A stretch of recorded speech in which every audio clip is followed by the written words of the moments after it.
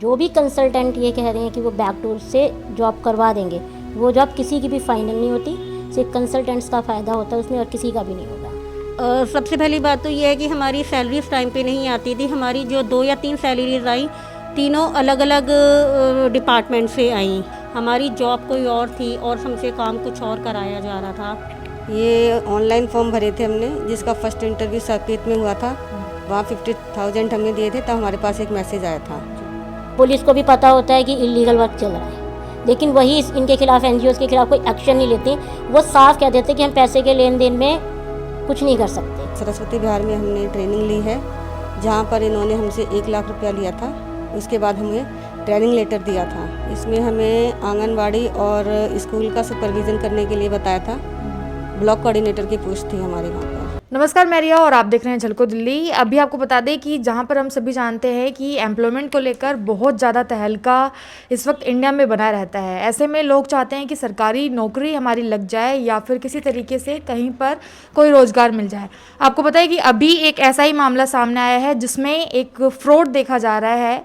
एक एनजीओ है जो कि सरकारी नाम से ही दस्तक देता है, लेकिन उसमें ऐसा कुछ नहीं देखने को मिल रहा है। अभी हमारे साथ हालांकि कम लोग हैं, लेकिन इसमें बहुत सारे लोग फंसे हैं। पूरे मामला क्या है, पूरी घटना क्या थी, वो इनसे ही जानने की कोशिश करते हैं। सबसे पहले मैम, क्या नाम है आपका? वंदना चौहान। जी वंदना जी, ये बताइए कि जिस एनजीओ में आप लोग काम करते हैं, क्या नाम है उसका? EDU-SSA foundation. जी, कहाँ पर है ये NSP पीतमपुरा में। जी, ये बताइए कि ज्वाइनिंग किस तरीके से हुई या फिर शुरुआत किस तरीके से हुई यहाँ पर आपकी? ये ऑनलाइन फॉर्म भरे थे हमने, जिसका फर्स्ट इंटरव्यू साकेत में हुआ था। वहाँ 50,000 हमने दिए थे, तब हमारे पास एक मैसेज आया था जी, मैसेज में क्या आया था? कि आपका सिलेक्शन हो गया, रजिस्ट्रेशन सक्सेसफुली है। उसके बाद सरस्वती बिहार में हमने ट्रेनिंग ली है, जहाँ पर इन्होंने हमसे 1 लाख रुपया लिया था। उसके बाद हमें ट्रेनिंग लेटर दिया था, और फिर हमारे लॉकडाउन की वजह से हमारी ज्वाइनिंग डिले हो गई।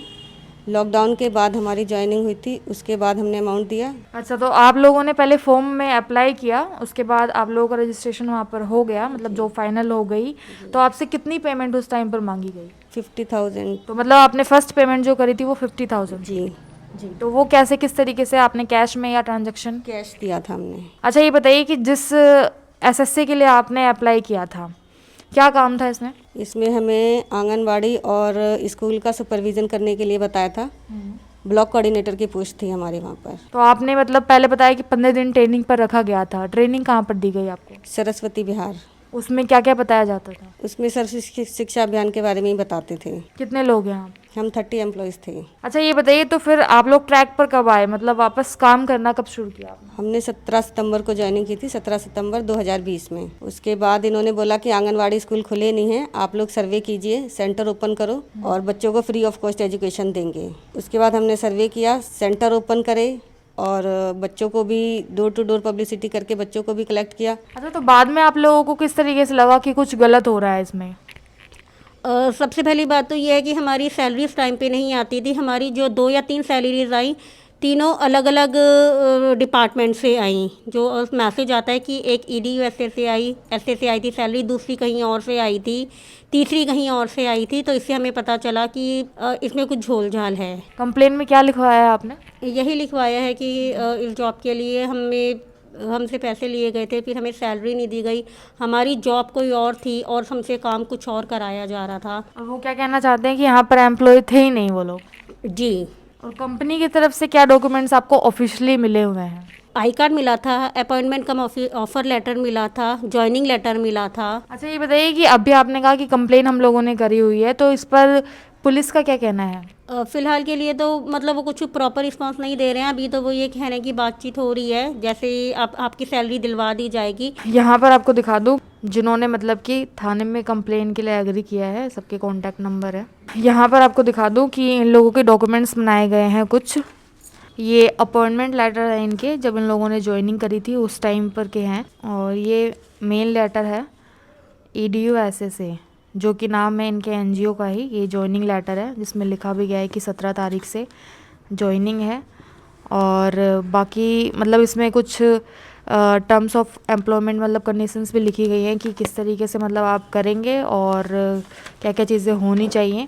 मैम, आप ये बताइए कि जो ये SSA वगैरह के जो भी होते हैं एग्ज़ाम या लिंक फॉर्म जो निकलते हैं, किस तरीके से मतलब ऑफिशियल साइट्स पर ही आते हैं या फिर कहीं और पर भी देखे जाते हैं? नहीं, जितने भी गवर्नमेंट जॉब के निकलेंगे वो ऑफिशियल साइट्स पर ही आते हैं और कैंडिडेट को उसको भरने के बाद ही सिलेक्शन की उम्मीद रखनी चाहिए। बैकडोर एंट्री जैसी कोई चीज़ नहीं है गवर्नमेंट जॉब में। जो भी कंसल्टेंट ये कह रहे हैं कि वो बैकडोर से जॉब करवा देंगे, वो जॉब किसी की भी फाइनल नहीं होती, सिर्फ कंसल्टेंट्स का फ़ायदा होता है उसमें और किसी का भी नहीं होगा। तो किस तरीके से मतलब ये पता कर सकते हैं या फिर कि इस तरीके के जो एनजीओ होते हैं या फिर कोई भी सोशल साइट्स होती हैं उनके ट्रैप से बाहर आया जा सकता है? एक्चुअली मैम ये तो पुलिस को भी पता होता है कि इलीगल वर्क चल रहा है, लेकिन वही इनके खिलाफ एनजीओज़ के खिलाफ कोई एक्शन नहीं लेते। वो साफ कह देते कि हम पैसे के लेन देन में कुछ नहीं कर सकते। और ये एनजीओ क्या लग रहा है आपको, मतलब ये सरकारी चल रहा है या ये भी फेक है? नहीं मैम, ये 100% फेक है। सिर्फ इन्होंने EDU SSA के नाम को यूज़ किया है, अदरवाइज़ इस एनजीओ में कोई भी गवर्नमेंट का नहीं है। इनको ये नहीं पता कि एनजीओ 12A ATG के बाद ही डोनेशन ले सकता है।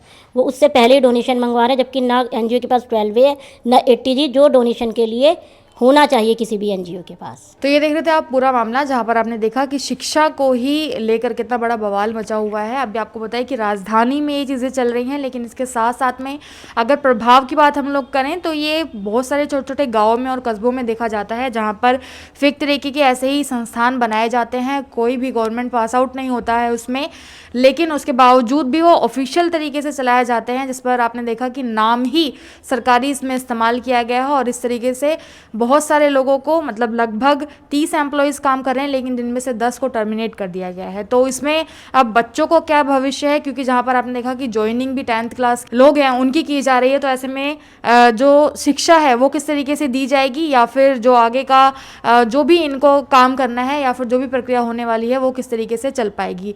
तो बहुत सारे फ्रॉड या फिर संस्थान भी ऐसे होते हैं आज के टाइम पर, जो हमें हमारे आसपास में देखने को मिल जाते हैं। तो इससे अपने बच्चों को भी सुरक्षित रखिए, और साथ में अगर इस तरीके का एम्प्लॉयमेंट अगर आप ढूंढ रहे हैं तो उसमें आप ना फंसिए। और सबसे पहले ज़रूरी है कि आप लोग अपनी वेरिफिकेशन के साथ साथ उस संस्थान का भी वेरिफिकेशन जरूर करिए, और अगर कुछ गलत लगता है तो उसके लिए ऑब्जेक्शन जरूर उठाइए। साथ ही इस खबर को भी ज़्यादा शेयर करिए, ताकि जो इस तरीके के संस्थान है वो जल्द से जल्द बंद हो पाएँ और किसी और को इस तरीके के ट्रैप में ना फंसा पाएँ। साथ ही इस रिपोर्ट को लेकर आपका क्या कहना है वो जरूर बता सकते हैं। मेरे साथ बनने के लिए आपका बेहद शुक्रिया। मैं रिया, कैमरा पर्सन राजा के साथ, झलको दिल्ली।